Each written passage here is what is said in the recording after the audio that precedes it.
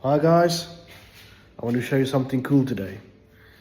I'm in the garage and I want to show you guys the awesome thing here today that I'm standing next to, and it's a bit spider webs, but apologize for that. This is a fish. So the person who caught this fish actually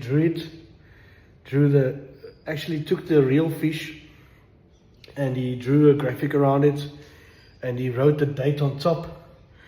And it's quite cool. The date says 8 April 1988, 5 o'clock in the afternoon. He caught a galjoen, and it was caught at a place called Aasbanke. Aasbanke is close to a fishing spot close to Kleinmond, and he caught this beautiful galjoen. Let me just show it to you guys what it looks like. A stunning galjoen. So yeah, this is what it looks like, guys. This is the galjoen that the person caught. Quite cool. So this drawing is 37 years old now. It's on the wall for 37 years. So 37 years ago, that guy caught that fish, and he was so proud of that fish, he put it on the wall.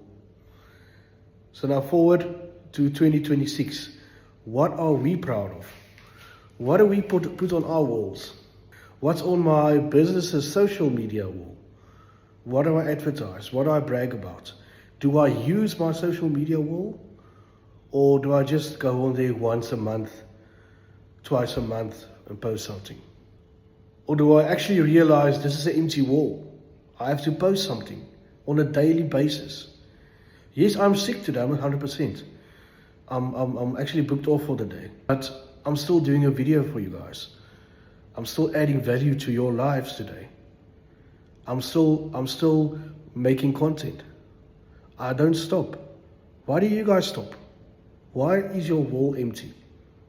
If you need help with your social media, if you need to make your business look better and brighter, talk to me. Talk to the expert. Talk to Marais Media Solutions.